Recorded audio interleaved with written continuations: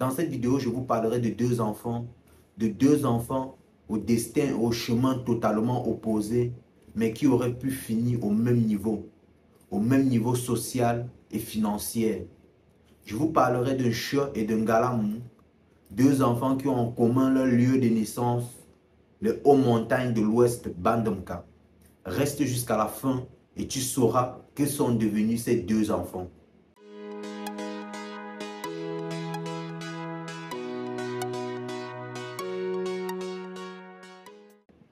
Bonjour et bienvenue dans cette nouvelle vidéo. Si c'est ta première fois de passer par là, n'hésite surtout pas de t'abonner et d'activer la cloche de notification pour ne pas rater mes prochaines vidéos. Si tu es en Europe ou en Afrique, notamment au Cameroun, et que tu rêves, tu as pour ambition de construire ta maison, tu es tombé sur la bonne vidéo. Je te conseille vivement de contacter Gold Building Company. C'est cette société-là qui transforme des rêves en réalité. C'est cette société-là qui vous accompagne de la conception à la réalisation, passant par l'étude de tous vos projets.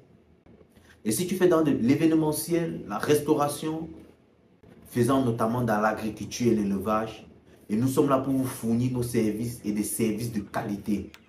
Je et Ngalamou sont deux enfants qui ont vu le monde pour la première fois à Bandomka. Deux enfants au chemin, au destin totalement opposé, mais qui auraient pu finir au même niveau. Qui est Ngalamou?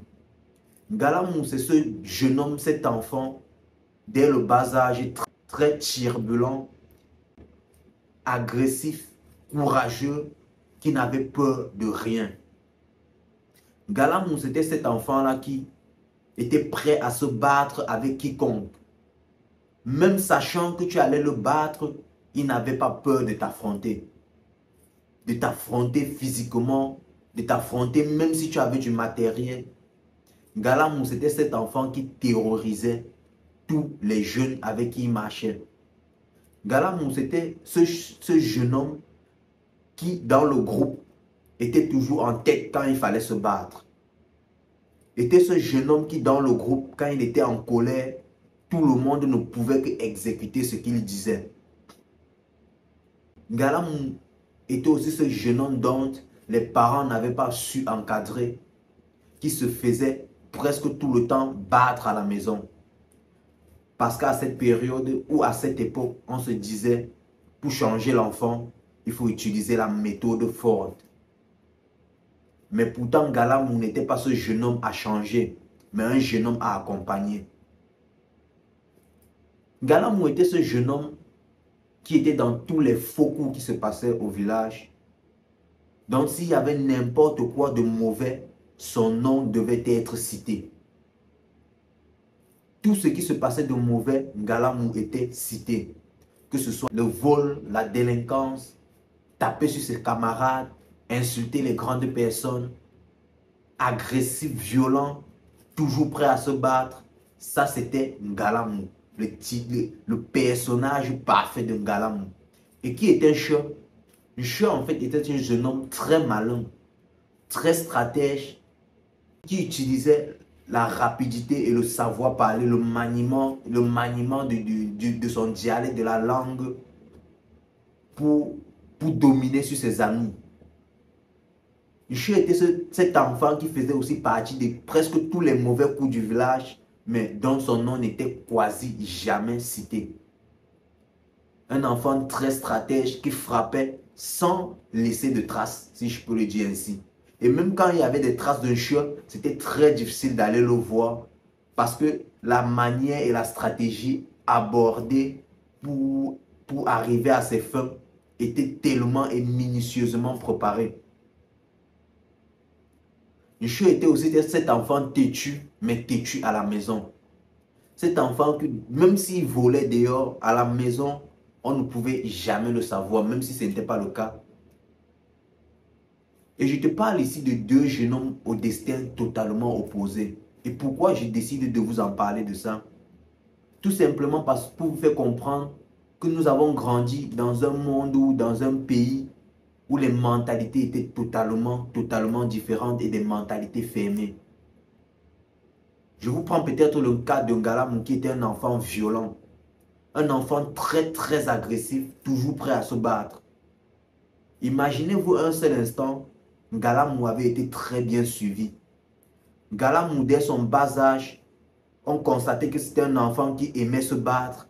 C'était un enfant qui avait de l'énergie, qui était très violent et qu'on le mettait dans un sport de combat, histoire de le canaliser, histoire de le suivre, au lieu de le frapper à chaque fois qu'il se battait pour le faire changer.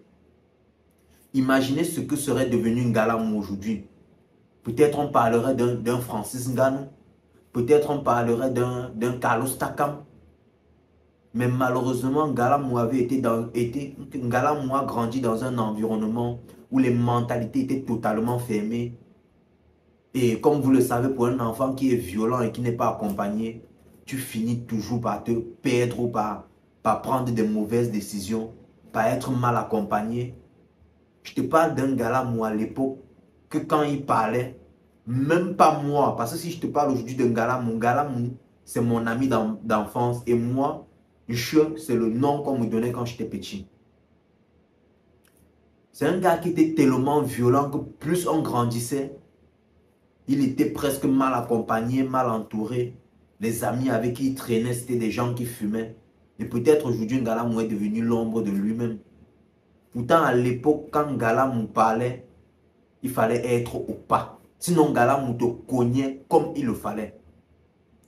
Le seul souci, c'est qu'à un moment donné, j'avais été appelé à quitter l'Ouest. Sinon, je pense que j'aurais fini peut-être chef d'un mauvais gang ou d'un truc, je ne sais. Parce que j'appliquais tellement de stratégies pour faire marcher tous ces gens-là à mon rythme.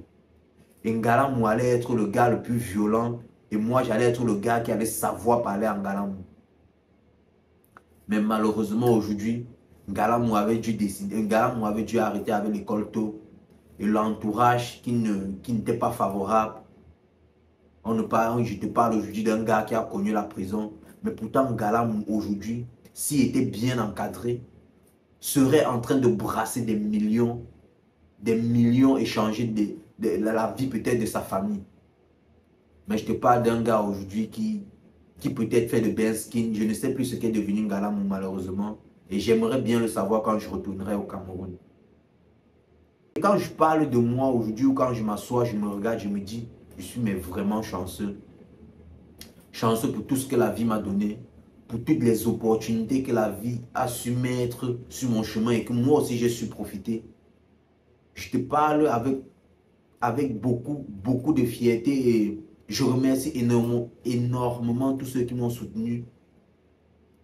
Parce que quand je parle aujourd'hui et je le dis toujours à mon grand frère, si j'étais resté à l'Ouest, peut-être qu'aujourd'hui, je ne serais plus en vie. Peut-être pas tué parce que j'étais malade ou parce que non. Mais parce que je suis très conscient que j'allais faire partie d'un truc pas bien. Parce qu'à l'allure où j'allais, je manageais des gens à faire des choses bizarres. Je manageais des gens, je coachais pour faire des histoires, des coups bizarres. Et ça marchait. Et moi, j'étais jamais interpellé. J'étais jamais interpellé. Mais malheureusement, je suis arrivé à Douala, un nouveau monde. Donc, tout cet esprit-là était mort, s'est enfoui et fallait recommencer à vivre normalement. À la ressortie de cette vidéo, qu'est-ce que je voudrais vous faire comprendre, vous, chers parents ou parents en devenir? Ne vivez pas tout simplement avec vos enfants. Apprenez à connaître vos enfants. Apprenez à les éduquer et à les accompagner dans les choix. Parce que chaque enfant a en lui un talent. Chaque enfant a en lui un talent. À vous de vous battre pour découvrir le talent de vos enfants. L'école n'est pas toujours le chemin le plus sûr pour réussir. Mais vaut mieux aller à l'école et apprendre un minimum, acquérir un minimum de savoir. Accompagnez vos enfants dans les choix. Prenez le temps d'observer vos enfants et de savoir qu'est-ce qu'ils font avec plaisir. Qu'est-ce qu'ils font avec facilité. Apprenez à les accompagner. Apprenez à les comprendre. Apprenez tout simplement à être des parents et des parents vrais pour vos enfants. C'est tout ce que je pourrais vous dire. Apprenez tout simplement à être des parents pour vos enfants. Parce qu'on parle d'avenir gâché pour certains à cause des parents qui n'ont pas su comprendre, qui n'ont pas su détecter à temps le talent des enfants.